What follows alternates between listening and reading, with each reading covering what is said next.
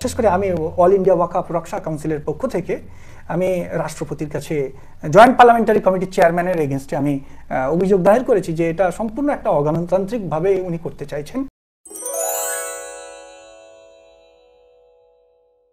তাই যদি হয় তাহলে তো জনস্বার্থ বিরোধী বিল আপনি বলছেন, কিন্তু এই বিল তো আটকাতে পারে এমএলএ এমপিরা। আপনার কি মনে হয় যে এমএলএ এমপিরা সেই সদিচ্ছা দেখাবে? দেখুন, আমরা এখন বর্তমানে পশ্চিমবঙ্গে যে রাজ্য সরকার রয়েছে তৃণমূল কংগ্রেসের একাধিক মুসলিম এমএলএ এমপিরা রয়েছেন, তারা সংসদেও রয়েছেন বা আমাদের বিধানসভায় রয়েছেন।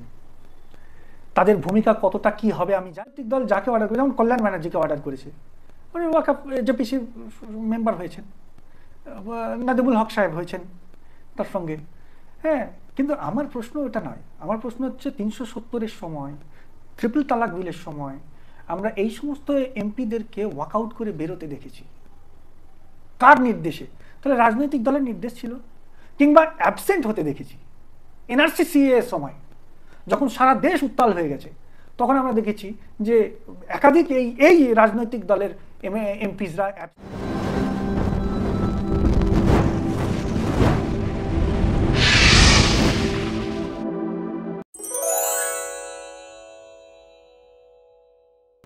তো সাহেব, একটা প্রচার আছে বিশেষ করে সোশ্যাল মিডিয়া এবং মেইন স্ট্রিম নিউজ মিডিয়াতেও দেখছি যে মুসলমানরা যেখানে নামাজ পড়ে সেই জায়গাটা অটোমেটিক্যালি ওয়াকফ সম্পত্তি হয়ে যায়, বা ওয়াকফ বোর্ড সেটাকে ওয়াকফ সম্পত্তি বলে দাবি করে। এটা কতটা সত্য? এটা সম্পূর্ণ একটা ভিত্তিহীন এবং এটা একটা মিথ্যা প্রচার।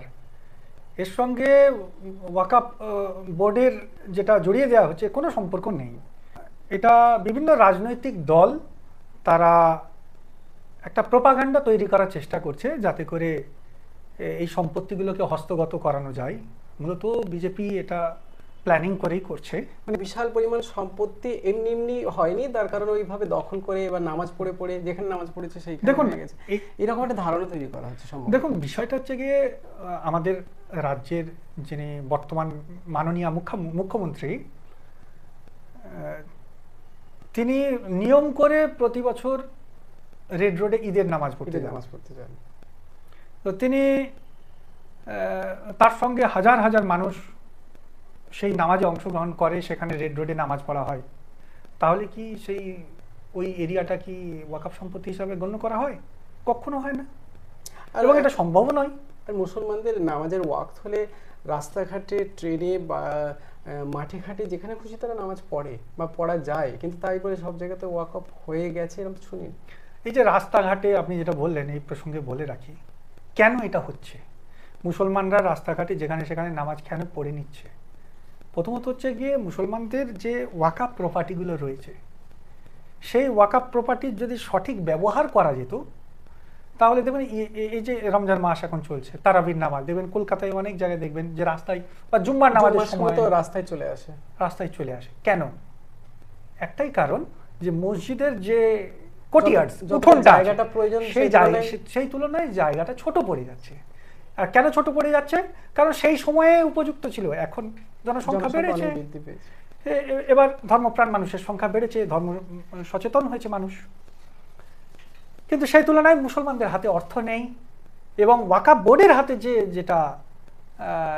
যে পলিসি তৈরি করার কথা ছিল, সেই পলিসি মেকিং করে ওয়াকফ বোর্ড যদি সঠিক ইমপ্লিমেন্টেশন করতো তাহলে এই পরিস্থিতিটা অন্তত তৈরি হতো না বলে আমার বিষয়। এবং আমি এটাও বিশ্বাস করি আগামীতে ওয়াকফ বোর্ড যদি ইন্ডিপেন্ডেন্ট হতে পারে, একটা ইন্ডিপেন্ডেন্ট অটোনোমাস বডি হিসাবে যদি ওয়াকফ বোর্ড তৈরি হতে পারে, কোনো রাজনৈতিক দলের ইন্টারফারেন্স ছাড়াই, যেটা হওয়া উচিত আসলে, এটা যদি করা যায় তাহলে ওয়াকফ বোর্ড থেকে যে আয় করা যাবে সেটা আমাদের সারা ভারতবর্ষে, শুধু পশ্চিমবঙ্গে নয়, সারা ভারতবর্ষের যে আর্থিক বাজেট যেটা বছরে করা হয় তার থেকেও বেশি আয় করা সম্ভব বলে আমি বিশ্বাস করি। আচ্ছা, আয়ের কথা যখন বলছেন একটা প্রশ্ন আসছে মনে, যে বলছেন প্রচুর সম্পত্তি, তো এখান থেকে এই লিজের বিনিময়ে বা ভাড়ার বিনিময়ে একটা তো সরকার রাজকোষে টাকা আসে, যথাযথভাবে যদি আয়টা হতো সুশৃঙ্খলভাবে তাহলে কিরকম আয় হতে পারতো? আমরা সাচারের রিপোর্টেও দেখেছি যে ওয়াকফ প্রপার্টি যদি সঠিকভাবে ভ্যালুয়েশন, গভর্নমেন্ট যে ভ্যালুয়েশন, প্রত্যেক জায়গার কিন্তু একটা সরকারি ভ্যালুয়েশন আছে, আপনারা জানেন। এখন বাংলার ভূমি বলে একটা অ্যাপস আছে, ওখান থেকেও দেখা যায় ওয়েস্ট বেঙ্গল রেজিস্ট্রেশনের, যেটা ল্যান্ড অ্যান্ড রেভিনিউ ডিপার্টমেন্টের একটা ওয়েবসাইট। সেখান থেকেও কিন্তু প্লট ভ্যালুয়েশন বা ল্যান্ড ভ্যালুয়েশন কষা হয়। তো সেই নিরিখেও যদি এখন কষা যায়, সেটা কিন্তু বাজার যে মূল্যে কেনাকাটা হয় তার তুলনায় অনেক কম রেট থাকে। আপনি ভাবতে পারছেন কলকাতার মতো জায়গায় প্রাইম প্রপার্টি রয়েছে ওয়াকফ। যেমন কিছু উদাহরণ দিন। আমি আপনাকে বলছি সওয়ালেন্স বিল্ডিং। এই সওয়ালেন্স বিল্ডিংটা হচ্ছে টিপু সুলতানের বংশধরদের বিল্ডিং ছিল, তাদের বাড়ি ছিল। আপনাকে এ প্রসঙ্গে বলে রাখি যে ওই সময়ে যখন ইংরেজরা টিপু সুলতানকে ধরে নিয়েছিল, অ্যারেস্ট করে নিয়েছিল, মানে সব থেকে বেশি বিরোধিতা যদি করতে হয় আমার মনে হয় হিস্ট্রিতে, টিপু সুলতান ইংরেজদের সঙ্গে, এই জন্য মহীশূরের বাঘ বলা হয় ওনাকে, উনি লড়াই করেছিলেন ইংরেজদের বিরুদ্ধে এবং শেষে উনি পরাজিত হওয়ার পর ইংরেজদের সঙ্গে সন্ধি করতে বাধ্য হয়েছিলেন, যে সন্ধিটা ইতিহাসে শ্রীরঙ্গপত্তনমের সন্ধি নামে পরিচিত। সেই আগ্রার ভেলোর ফোর্ট, যেটা আমাদের তামিলনাড়ুতে ভেলোর ডিস্ট্রিক্টে অবস্থিত, ভেলোর হসপিটালের একটু কাছেই, এই ভেলোর ফোর্টটাই ওইখানেই ওই সন্ধিটা হয়েছিল এবং ওই প্রপার্টিটাও টিপু সুলতানের। একদম ভেলোর শহরের প্রাণকেন্দ্র, মানে মেইন জায়গাটা জুড়ে, বিরাট এরিয়া জুড়ে কিন্তু সেই ফোর্টটা আছে। এবং আমি এটা বলে রাখি আপনাকে, ওই সন্ধিতে টিপু সুলতানের সন্তানদেরকে, বেশ কয়েকটি সন্তানকে কলকাতায় এক্সাইল করা হয়েছিল, নির্বাসন দেওয়া হয়েছিল, যে এদের ভাষা, এদের কৃষ্টি সংস্কৃতি থেকে সম্পূর্ণ এদেরকে আলাদা করে দিতে হবে, তাহলে এদের শক্তি অনেকটা ক্ষয় করা যাবে। তাই নির্বাসিত করে কলকাতায় দেওয়া হয়েছিল। আপনি জানেন প্রিন্স আনোয়ার শাহ রোডের নাম শুনেছেন? একদম। প্রিন্স আনোয়ার শাহটা কে? দক্ষিণ কলকাতায় টিপু সুলতানের নিজের সন্তান তো। আচ্ছা। প্রিন্স আনোয়ার শাহ। আজকে তাদের কবরস্থান কালীঘাটের 1 কিলোমিটার দূরে, 12 বিঘা কবরস্থান। আপনি ভাবুন, স্বাধীনতা সংগ্রামে টিপু সুলতান তার সন্তানদের কবরস্থান, 12 বিঘা কবরস্থান আজকে মানে সুরক্ষিত নয়, কবরস্থান সব দখল করে নিচ্ছে। সেখানে মন্দির তৈরি হয়েছে, সেখানে ক্লাব তৈরি হয়েছে, সেখানে কবরের ভেতরে মানুষ ঢুকে গিয়ে বাড়ি করেছে। একাধিক কেস হয়েছে, একাধিক অ্যাপ্লিকেশন জমা পড়েছে আপনার ওয়াকফ বোর্ডে, ট্রাইব্যুনালে একাধিক কেস চলছে, এই প্রসঙ্গে হাইকোর্টে কেস চলছে, কিন্তু আজও পর্যন্ত সুরাহা হয়নি এখনো পর্যন্ত। শুধু তাই নয়, কলকাতায় আরও অনেক প্রপার্টি, যেমন সওয়ালেন্স বিল্ডিং, বর্তমানে ব্যাংশাল কোর্টের অপোজিটে যে বড় সাদা বিল্ডিং, যেটা সওয়ালেন্স বিল্ডিং, এখন বিজয় মালিয়া, আপনি নাম শুনে থাকবেন বিজয় মালিয়া, এখন ওই প্রপার্টিটা 2008 সালে ওয়াকফ প্রপার্টি, কিন্তু ওটা দখল করে রয়েছে বিজয় মালিয়া। রিলায়েন্স কোম্পানি বিরাট ওয়াকফ সম্পত্তি খুব অল্প পয়সার বিনিময়ে নিয়ে নিয়েছে, এরকম কি কোনো ঘটনা আছে? সেটা দিল্লিতে এরকম ঘটনা ঘটেছে, আমরা দেখেছি। আসলে এরা কি চাই জানেন তো, যে এই কবরস্থান, এই ঈদগাহ, এই দরগা, খানকার যে জায়গাগুলো রয়েছে, এই জায়গাগুলোকে যদি এরা দখল করে নিতে পারে, তাহলে এখানে বড় বড় আদানি আম্বানি গোষ্ঠী যারা রয়েছে তাদেরকে দিয়ে ভালো ব্যবসা করতে পারবে। কিন্তু এটা দেখা উচিত যে একটি দেশের সংখ্যালঘু জনগণ, যাদের নিজেদের ধর্মীয় স্বাধীনতা ভারতের সংবিধান তাদেরকে দিয়েছে, তারা কোথায় পালন করবে? এটা তাদের নিজস্ব প্রপার্টি, এমনটা নয় কি সরকার তাদেরকে এই প্রপার্টি দিয়েছিল ছিনিয়ে নিচ্ছে, এমনটা নয়। তারা তাদের নিজের প্রপার্টিকে ধর্মীয় স্বাধীনতার জন্য উৎসর্গ করছে। কিন্তু রাজ্য সরকারের সদিচ্ছা থাকলে তো এই প্রপার্টিগুলো তো রক্ষা করা যায়। অন্তত মুসলিমদের উন্নয়নের ব্যাপারে তো আমাদের রাজ্য সরকার অনেক সদিচ্ছা পোষণ করেছে। তা মুসলিমদের এই ছাত্রছাত্রীদের পড়াশোনার ব্যাপারে, স্কলারশিপ পাওয়ার ক্ষেত্রে, হোস্টেল তৈরির ক্ষেত্রে, বা যারা ব্যবসা করতে চায় তাদের ব্যবসায়িক লোন দেওয়ার ক্ষেত্রে এই যে হিউজ পরিমাণ প্রপার্টিটাকে তো খুব ভালোভাবে ইউটিলাইজ করা যায়। এই ব্যাপারে রাজ্য সরকারের মনোভাব কেমন দেখছে? একটাও টেকসই উন্নয়ন নয় আমি বলবো। আর আমি আবারও রিপিট করছি আপনাকে, বা আমি জনগণকে বলতে চাই, বাংলার মানুষকে বলতে চাই, কোনো সরকার কখনোই ওয়াকফ প্রপার্টি দখল করা বা দেখভাল করা, দখল করা নয়, দখল তো করছেই ওরা, দেখভাল করার দায়িত্ব নিতে পারে না। কিন্তু সরকার নিয়ে আসছে, যার ফলেই কিন্তু আমাদের এই অবস্থা। আজকে যদি ওয়াকফ প্রপার্টি সঠিকভাবে তার ভ্যালুয়েশন কোষে ইউটিলাইজ করা যায়, সঠিক পলিসি তৈরি করা যায়, তাহলে মুসলমান সমাজের জন্য আলাদা কোনো স্কলারশিপের প্রয়োজন হবে না, মুসলমান সমাজের জন্য আলাদা কোনো স্বাস্থ্য বা শিক্ষা ব্যবস্থার প্রয়োজন হবে না। এত হিউজ পরিমাণ প্রপার্টি তৈরি হবে যেখানে মুসলমানরা তাদের নিজেদের চাহিদা তো ফুলফিল হবেই হবে, বরং একটা হসপিটাল তো শুধুমাত্র ওয়াকফ প্রপার্টিতে যদি একটা হসপিটাল তৈরি করা যায়, তাহলে সেই হসপিটালে চিকিৎসা করতে যখন কেউ আসবে, এটা দেখা হয় না যে হিন্দু রোগী আছে না মুসলমান রোগী আছে। ন্যাচারালি সমাজের উপকার হবে। আর আল্লাহর নবী হযরত মুহাম্মদ সাল্লাল্লাহু আলাইহি ওয়াসাল্লাম এটাই চেয়েছিলেন। ভেলোরে গোল্ডেন টেম্পল ট্রাস্ট তো একটা হসপিটাল করেছে, সাই বাবা একটা একটা হসপিটাল করেছে নাম করা। সুতরাং ধর্মীয় উদ্যোগে কিন্তু হসপিটাল হতে পারে এবং সেটা অনেক উদাহরণ আছে। সেটা সেই অর্থে কিন্তু ওয়াকফের যে প্রচুর পরিমাণ টাকা সেখান থেকে তো আমাদের দেশের সার্বজনীন উন্নয়নে তো ব্যবহার হতেই পারে, নিশ্চিতভাবে করা যাবে। এবং এর নিয়ন্ত্রক কিন্তু ডিস্ট্রিক্ট ম্যাজিস্ট্রেট হলে হবে না, আমি বলতে বাধ্য হচ্ছি। ম্যাজিস্ট্রেট প্রসঙ্গটা আসছে কেন? না, এই যে ওয়াকফ সংশোধনী বিল 2024 আনা হয়েছে, আচ্ছা, আজকে কেন সংখ্যালঘুদের জন্য এটা ভয়ের কারণ, এটা মানুষকে জানা উচিত। যে 1995 সালে যে আইনটা, ওয়াকফ আইনটা তৈরি হয়েছিল, যেটাকে প্রিন্সিপাল অ্যাক্ট বলা হয়, সেই প্রিন্সিপাল অ্যাক্টের একটা ধারা ছিল সেকশন 4 সাবসেকশন 3C। এই সাবসেকশন 3Cটাকে সম্পূর্ণভাবে তুলে দিয়ে সেখানে ডিস্ট্রিক্ট ম্যাজিস্ট্রেটকে ইনক্লুড করা হচ্ছে। যে ডিস্ট্রিক্ট ম্যাজিস্ট্রেট বা জেলা কালেক্টর যিনি আছেন, তিনি নির্বাচন করবেন কোনটা ওয়াকফ প্রপার্টি আর কোনটা ওয়াকফ প্রপার্টি নয়।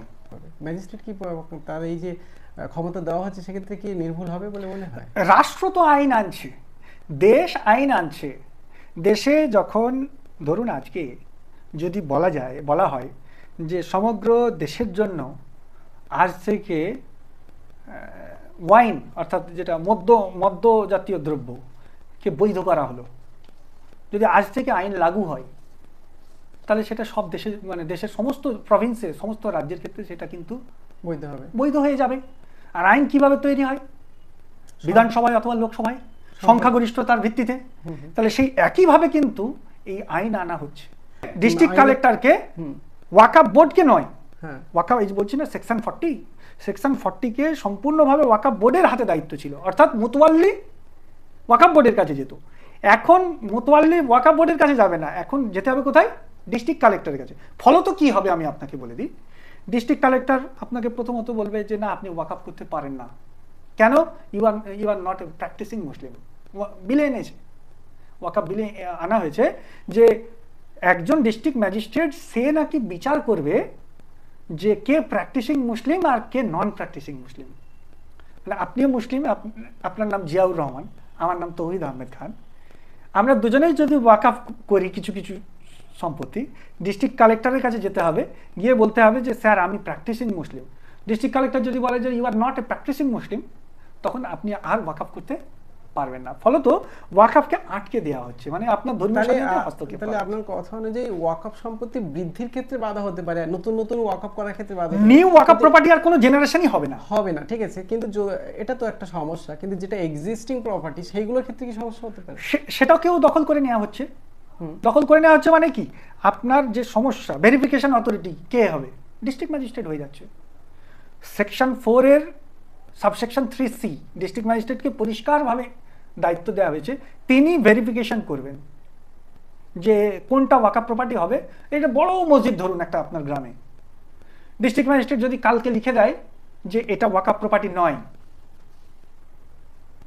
দিয়ে একটা নোটিশ টাঙিয়ে দিল আপনার মসজিদের দেয়ালে, আপনি কি করবেন? আপনাকে যেতে হবে ডিস্ট্রিক্ট ম্যাজিস্ট্রেটের অফিসে। ডিস্ট্রিক্ট ম্যাজিস্ট্রেট বলবে যে ঠিক আছে, তাহলে এটা ভেরিফিকেশন করে দেখা হোক এটা ওয়াকফ প্রপার্টি না ওয়াকফ প্রপার্টি নয়। আপনি ছুটে গিয়ে মামলা করবেন, হয় ওয়াকফ ট্রাইব্যুনালে যাবেন, নাহলে হাইকোর্টে যাবেন। হাইকোর্ট অর্ডার দেবে কি ডিস্ট্রিক্ট ম্যাজিস্ট্রেট অর্ডার দেবে আপনাকে যে যতদিন না পর্যন্ত ফাইসালা হচ্ছে ততদিন পর্যন্ত মসজিদে তালা দেওয়া থাকবে। কিন্তু এই ধরনের ফাইসালা তো আসতে অনেক টাইম লাগে, এবং তালা দেওয়া থাকবে মানে কি, একটা সার্টেন টাইম পর্যন্ত এটা এই ফাইসালা করবে না, 20 বছর 25 বছর তালা দিয়ে ফেলে রেখে দেবে। অর্থাৎ আপনার যে ধর্মীয় স্বাধীনতার যে প্র্যাকটিস, সেটাকে বন্ধ করার জন্য এই বিল আনা হয়েছে। যে হাজার হাজার মানুষ ওই মসজিদে নামাজ পড়ছিল, সেটাকে বন্ধ করে দেওয়া হবে।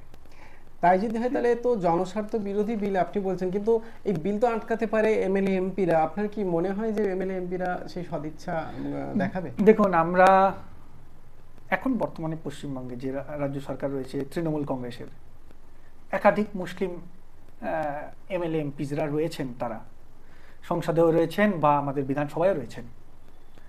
তাদের ভূমিকা কতটা কি হবে আমি জানি না। তারা তো পার্টির স্ট্র্যাটেজি। আপনি বলছেন এটা আটকানোর দায় শুধু মুসলিম এমএলএ এমপিদের, মানে অমুসলিম এমএলএ এমপিরা এটা তাদের দায় নয় এটা আটকানো? নিশ্চিতভাবে, কিন্তু পার্টি যাকে নির্দেশ দেবে, পার্টি বলতে রাজনৈতিক দলের কথা বলছি আমি, রাজনৈতিক দল যাকে অর্ডার করে, যেমন কল্যাণ ব্যানার্জিকে অর্ডার করেছে, উনি ওয়াকাফ জেপিসি মেম্বার হয়েছেন, নাদিমুল হক সাহেব হয়েছেন তার সঙ্গে। হ্যাঁ, কিন্তু আমার প্রশ্ন এটা নয়, আমার প্রশ্ন হচ্ছে 370-এর সময়, ট্রিপল তালাক বিলের সময় আমরা এই সমস্ত এমপিদেরকে ওয়াকআউট করে বেরোতে দেখেছি কার নির্দেশে? তাহলে রাজনৈতিক দলের নির্দেশ ছিল, কিংবা অ্যাবসেন্ট হতে দেখেছি এনআরসি সিএ এর সময়, যখন সারা দেশ উত্তাল হয়ে গেছে তখন আমরা দেখেছি যে একাধিক এই রাজনৈতিক দলের এমপিসরা অ্যাবসেন্ট, মানে অনুপস্থিত। আপনি কি বলছেন যেমন মৌনতা সম্মতির লক্ষণ বলা হয়, তাই এটাকে এইরকম ভাবে মৌনতা বজায় রেখে আপনি বলছেন সম্মতি দিয়েছিল? অবভিয়াসলি, আপনি তো ওয়াকআউট করা মানে তো অ্যাকসেপ্ট করা, বেরিয়ে যাওয়া মানে এটা তো পক্ষে চলে যাওয়া, বা সাইলেন্ট থাকা বা অ্যাবসেন্ট থাকা মানে পক্ষে চলে যাওয়া। আপনার কি ভূমিকা? আপনি একটা এরিয়া থেকে এমপি হচ্ছেন মানে 12 লক্ষ মানুষের আপনি প্রতিনিধি। 12 লক্ষ মানুষ আপনার দিকে তাকিয়ে আছে, আপনি কি অ্যাক্টিভিটিস করবেন সংসদে, আপনার কি কাজ, কি ভূমিকা থাকা উচিত, সোসাইটির জন্য আপনার কি রিপ্রেজেন্টেশন, সেটা মানুষ লক্ষ্য করে। কিন্তু আর সেই আগেকার দিনের মতো নেই, মানুষ খেতে পায় না এমন পরিস্থিতি নেই। মানুষ কিন্তু এখন যেটা পরিস্থিতি বর্তমানে আসছে, বেঁচে থাকার লড়াইয়ের পরিস্থিতি আসছে। সামনে আগামী 10 তারিখে সংসদে উত্থাপন হবে, আমাদের চোখ থাকবে সারা ভারতবর্ষের সকল এমপিদের দিকে আমার চোখ থাকবে, যে কারা ওয়াকআউট করছে, কারা অ্যাবসেন্ট থাকছে, কারা কি ভূমিকা পালন করছে, কারা পক্ষে বলছে, কারা বিপক্ষে বলছে। তার মানে এটা আটকাতে গেলে এই মুহূর্তে সক্রিয় ভূমিকা থাকতে হবে এমএলএ জনপ্রতিনিধিদের, জনগণের কি কোনো ভূমিকা নেই? অবশ্যই জনগণের একটাই ভূমিকা, সব থেকে বড় ভূমিকা আমরা কৃষক বিলের ক্ষেত্রে দেখেছি। শুনুন, গণতন্ত্রে জনগণই হলো সর্বাধিক ক্ষমতার অধিকারী।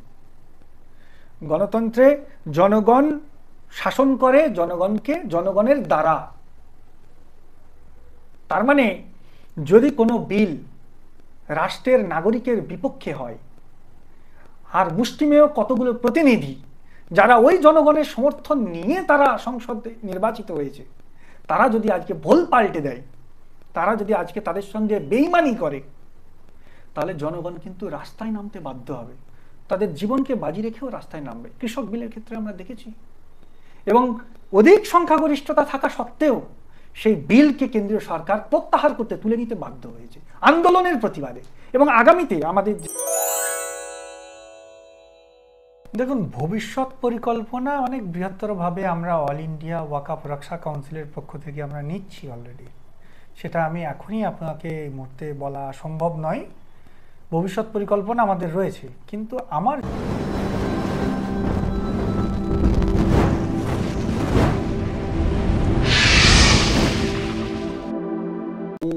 10ই মার্চ আমরা তাকিয়ে থাকব কি হয়, তার পরবর্তী পদক্ষেপ আপনারা কি নেবেন সেটাও আমরা নিশ্চয়ই চ্যানেলে আলোচনা করব। আরও অনেক গুরুত্বপূর্ণ ইস্যুর উপর আমরা আলোচনা করব। দেখেছি অনেকেই আপনারা ভিডিও দেখেন কিন্তু চ্যানেল সাবস্ক্রাইব করেন না, সাবস্ক্রাইবটা খুব দরকার আমাদের মোটিভেশনটা বাড়ানোর জন্য। ধন্যবাদ জানাবো হাওড়া টিভি চ্যানেলের পক্ষ থেকে তৌহিদ আহমেদ খান সাহেবকে, যিনি আরটিআই অ্যাক্টিভিস্ট, শিক্ষক এবং ওয়াকফ রক্ষা কাউন্সিলের সেক্রেটারি। আপনাকে অনেক ধন্যবাদ জানাই আমাদের সময় দেওয়ার জন্য এবং অনেক মূল্যবান বিষয় আলোচনা করার জন্য। ধন্যবাদ।